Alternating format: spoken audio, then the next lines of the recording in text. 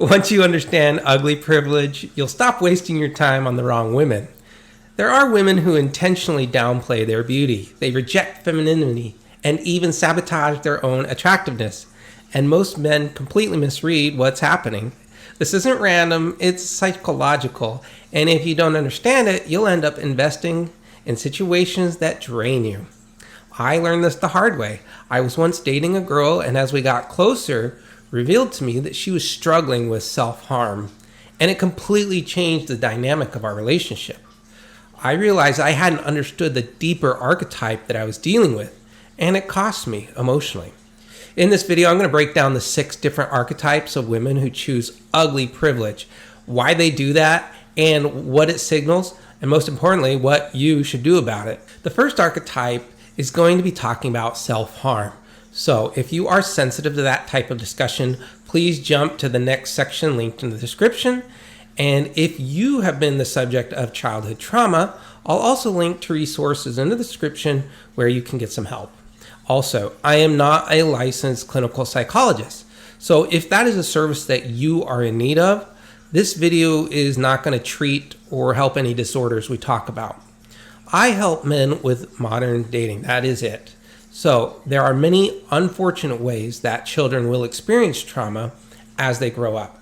And most commonly for our discussion today would be that of CSA, or childhood sexual abuse.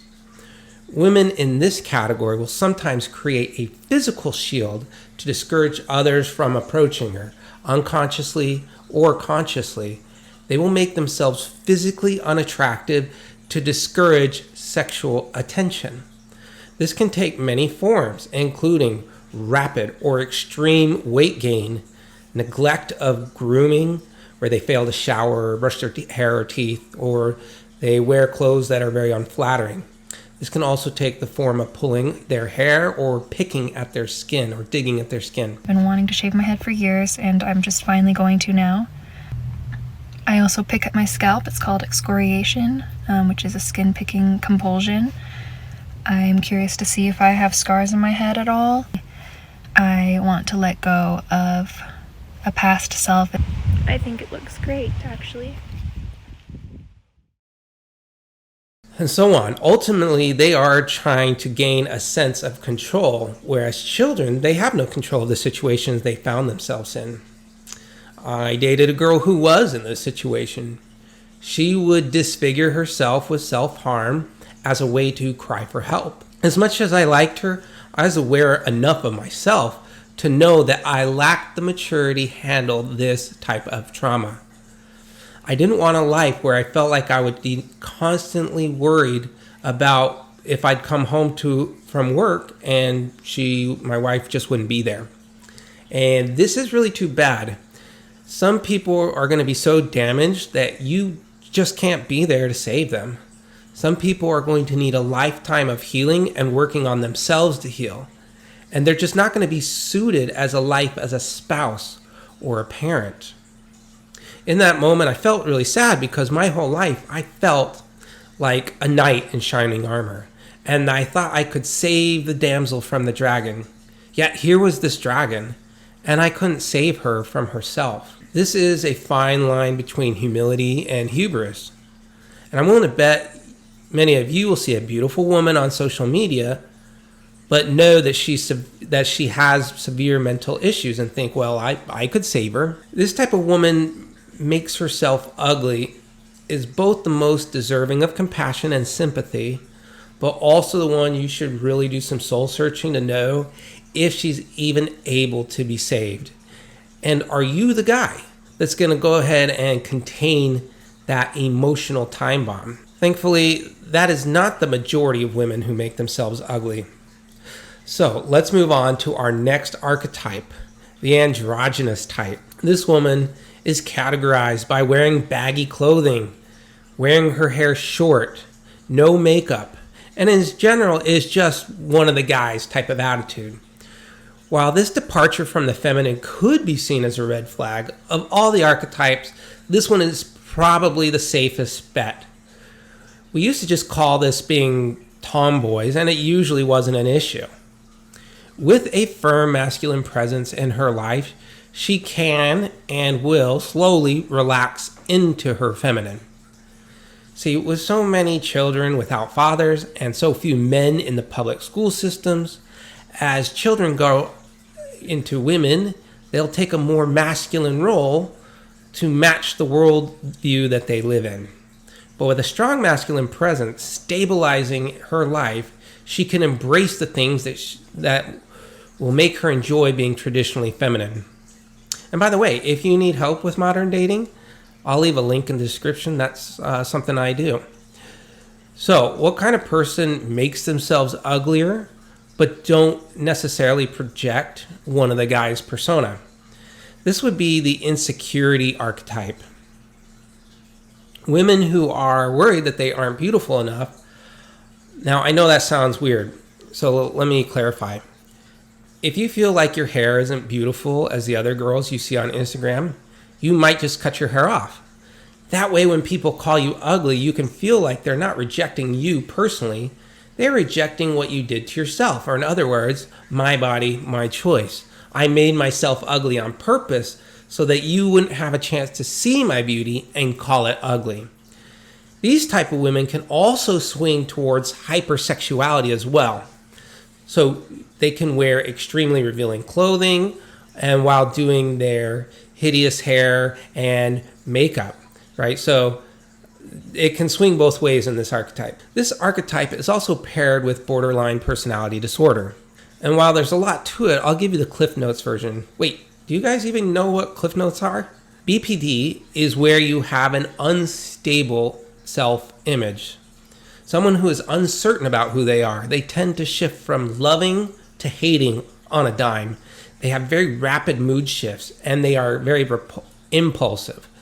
This is the type of woman who just might shave her head and say, you think I'm ugly, so I shave my head to prove to you that I love you, but this is your fault. You made me do this. You must hate me. Sound familiar? All women have some degree of this, but not to this extreme. This is another one of those archetypes that you really have to go into relationship with your eyes wide open. If she's getting treatment and really working on herself, you may be able to contain these wild mood swings, but you may not. And you may not be interested in bringing children into that type of this situation. You really have to consider if in your absence she can self-regulate enough that you can trust emotionally intensive children to her care. If she shaves her head on a whim and blames you for it, it's probably not her. She's crying for help, and she should seek help, but are you the guy? What if the woman you're dating doesn't care about her looks? She could have a victim identity complex. This is where a woman feels that it doesn't matter what she does. It doesn't matter because it won't affect the outcome. A woman like this might say something like, if he likes me, he likes me. If he doesn't, it doesn't matter. If I wear pajamas, doesn't matter. This is the category somewhat similar to other categories because there's an underlying belief that if I'm rejected, it doesn't matter because there's no hope anyway. See, this how you supposed to come to the airport, little suit on, looking like somebody. And then you got this folks out here in full pajamas like they just rolled out the bed. No shame at all. This is not your living room, baby. This is the airport. This is equivalent to the black pill in men's spaces, or as we used to call it, nihilism. Of all the disorders, this one too, I'm optimistic that with enough care and attention, you could help someone out of this nihilism. But you will need to be not only stable, but enjoy a lot of attention. Because too much time alone, and this person can slip back into nihilistic beliefs. You need to be the Norm Macdonald to the Neil deGrasse Tysons of the world. The next category is going to be a little contradictory at first, but stay with me here. Women that over-sexualize themselves can and do make themselves uglier. This stems from the belief that I'm not good enough as I am. And while I do like that sentiment in small doses, that can help us change for the better. In large doses, this can be debilitating. So much so that women will get surgery, fillers, injections, butt lifts, buccal fat removal. These women and an increasing number of looks-maxing men will get these procedures done to scientifically optimize what they look like. But after a time, they forget what they actually look like. And they forget that who they are actually does have its own beauty. You can best think of this category too as too much of a good thing. When it goes bad, which over time it absolutely will, well, that was the surgeon's fault. Many celebrities fall into this camp. Think about how Jennifer Grey in Footloose got a nose job and it felt like she lost her femininity. Those were her words, not mine. I have the least amount of sympathy for these folks that become obsessed with their beauty. Cue the story of Narcissus. See the story of Narcissus. Wow, we've almost made it to the end. And by the end, I mean the apocalypse and the end of the United States. No, I'm just kidding about that.